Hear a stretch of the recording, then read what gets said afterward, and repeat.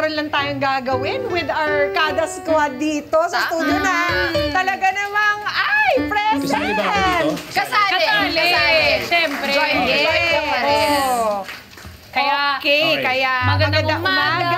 Maraming Salamat sa ating Kada Squad na nakasama natin ngayon sa paggunita ng Araw ng Kalayaan ng Pilipinas or Independence Day. That's right. Okay. Kaunting pagbabalik tanaw lamang po mga kada. Matatandaan na noong ika-12 ng Hunyo 1898 ay itinaas ni General Emilio Aguinaldo ang watawat ng Pilipinas sa balkonahe ng kanyang tahanan sa Kawit, Cavite. At kanyang dineklara ang Araw ng Kalayaan ng Pilipinas o Araw ng Kasarinlan. At dahil nga ginugunita natin ang Araw ng Kalayaan ng Pilipinas, this morning, malaya nating iwagayway ang nilalaman ng ating puso at isipan. Wow! Yan! Ang hinahanap nating picture. Yun na! Ang balkonahe ni General Emilio Aguinaldo kung saan idineklara niya ang ating Araw ng Kasarinlan. Okay, so nakita ko naman na marami ng iwinawagayway na watawat ang ating mga Ang twister, no? Super! Idineklara, iwinawagayway. Bawat isa sa inyo ay may red flag at may green flag. Pati na rin dapat tayo. Ayan na, Pati rin ibigay dito. na ni Direk Gat. Salamat naman. Thank you. At meron po tayong apat na mga eksena na maaari nating bigyan ng either green flag, ibig sabihin tayo ay pabor. Correct. Or red flag, ibig sabihin tayo ay hindi pabor. Tutol. Tutol. Tutol. Ang galing! Kailangan tayo. Pinipigilan ko yung mga English pero kontra. kinukulang ako Okay, so either, ayan na, green flag o red flag ang ating itaas. Depende sa eksenang aking ilalarawan. Yes! Ayos. Tuloy-tuloy na natin ito. Wait lang, guys. Kaya Nandito basahin na ako. natin Simulan na ang mga natin. eksenang ito. Ano Ang ba ang una, okay, pagtawag ng bro or bra ng mga Gen Z sa kanilang mga magulang. Asa magulang? Ano ang masasabi natin dito? Itataas ba natin ang green flag, tayo ba ay pabor? Or itataas ba natin ang Tutol? red flag, tayo ay tutol? Ready, get set, and go! Ay, ito lang. Bra talaga? Bra? How you doing, bra? Gaganon? Maganda umaga, bra? Red flag ako. Same. Oh, kayo Lahat po, wala meron naman ba na flag. green? Meron na green? Wala naman po. Ikaw ding dong. Bakit naman hindi? Red flag. Kasi sa akin, magulang pa rin eh. Diba? I mean, yeah, we can be friends and all, but we're still your parents. Yeah. And you have to honor that. Tama. Yeah. Siyempre. Respect. May Oh, respect respect. dapat. I mean, but to friends, yeah, bro, pero sa magulang. That's a red flag for me. Oo, tama. Parang, syempre, bilang magulang, gusto natin maging close sa ating mga anak. Pero, kailangan din natin ipaalala sa kanila na magulang pa rin tayo. Tama. Hindi tayo Tama. barkada. May limitasyon pa rin. Oo. Kaya, tama. Red flag tayo dyan, Yes. bro. Red flag tayo dyan, bro. Okay. Susunod na eksena. Tingnan natin. Si Ding Dong, would you be so kind? Ayan, nasa As to LED natin describe para it? mas mabasa mo. Ito. Ayan. Situationship o walang label na relasyon ng mga kabataan. Walang label na relasyon. Ang flag. Sugod, mga kapatid. Op, yung mga Gen Z nagtaas. Kala nyo, green Aba, tataas kala to, ko, ah. may nagigreen dito Sino na yung Gen green Z, ah. Ay, Wala bang walang green label. dyan? Nakita Wala ko talaga. Green dyan sa likod Itong kanina mga natin, Wow. mga very conservative. Pero yung mga naka-red na yan, may ka-situationship yan. Kaya nga dapat na talaga to, light detector. Ayun, Oh. direct, oh. Pero red sila. Pero red Pero sila parang wala kaming choice. Ayaw aminin. Girlfriend! Sino nag-green? Si Jerfy. Halika dito. Dito ka. Paliwanag mo sarili mo. Paliwanag nyo nga. Nasa mga staff pa Bakit ang lahat naman, green. lahat naman bukas naman kami bukas naman ang pinto namin para sa mga dahilan ninyo. Oo. Hindi pa Oo. daw, Explanation. kung Oo. talaga maging sila or hindi. So, Oo. naghintay pa sila. Bakit Oh. ba? Bakit natin tinututulan ang situationship? Kasi mahirap Oh? maghintay sa wala at mahirap umasa sa taong akala mo mahal ka, hindi pala. Wow! Ha? Wow! Paano mo? Ang ganda naman. Parang may pinagdaanan ka dyan. Kaya ah. nga. Ano? Lalim. Ano yun?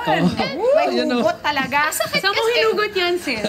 Kasi ako naman, para sa akin, di ba, kailangan talaga alalahanin mo ang worth mo o ang value mo. Yes. Para lang sabihan ka ng isang tao na, okay, naka-reserve ka sa akin pag wala na akong mahanap na iba. Oo nga. Yun yung situationship Kaya, eh. yun, idadagdag ko dyan, alam mo, it all boils down to, again, respect. Pagka hindi mo binigyan ng ng label or something, parang wala kang respeto sa tao kasi parang, okay, dyan ka lang. Parang spare tire kita or wala kang label eh. Parang basta. Si Jada ba, Ding Dong, may nakwento ba siyang ganyan na experience? Ayan na. Well, How do you deal with it now? no, I mean, she's shared to me a couple of times Ay, that that's good. for her generation, Oh. na that is the prevalent thing that's happening now, yung no label. I don't know that kind of, if it's a phenomenon sa Gen Z, but sabi niya it's common daw. But I think you have, sabi ko sa kanya, I hope you won't get yourself into that because you have to realize yung self-worth mo, yung halaga sa sarili mo. Kasi parang pag ganyan, parang hindi kanya binibigyan ng halaga eh. Correct. Diba? Parang dapat pakita niya na binavalue ka niya. Dapat clear sa inyo, clear yung lines ninyo. Hindi yung, hindi natin alam kung where we stand with each other. Right. So, ganun yun. Ang response dyan, kung ayaw mo, wag Huwag mo. Kung walang label, goodbye. Yes. Babu. Bye. Okay, next, amiga. Okay. Next, pagbibigay ng money garland sa graduation ng anak or kamag-anak. Kaanak. Ito kasi nga, naging viral to recently, guys, di ba? Na may Mga isang... Mga nagre-regalo. Nagre-regalo ng ganyan sa school, sa harap ng mga ibang bata. Parang yung sa kasal, yung sinasabi. Oo, Tingnan kasi lang, Alam diba? nyo, hindi lang tayo may ganyang kultura eh. Marami pang ibang kulturang ganyan. Kahit yung mga Mexicans, Ganon? kapag quinceañera yata, nagpipin din sila ng mga... Pero sa school. Pero- Ito sa school. Pero ito Yeah, sa Kasi school. everyone is being celebrated for their graduation. If it's quinceañera, I don't know how you say it, but in Mexico, at least ikaw talaga, like your wedding, that's personal mo. Ito, ipapakita mo sa lahat ng mga bata, oh, ito yung kaya ng pamilya ko. As in, isinuot Paano naman mo. tayo? Kahit di pa tayo tataas ng O sige. ng flag. Ano to ilinawan lang natin. galaw. Sa school binigyan. Sa Oh, school sa school binigyan. Dun sa harap Pwede ng maraming green, Maraming ako yung tao. binigyan. Oo. Ikaw yung green. Siyempre, Pwede ba yes. yun? O, taas natin. O, naintindihan niyo yung squad. tanong? O, sige. Ako, red flag na lang ako. Kayo guys. Kayo, guys.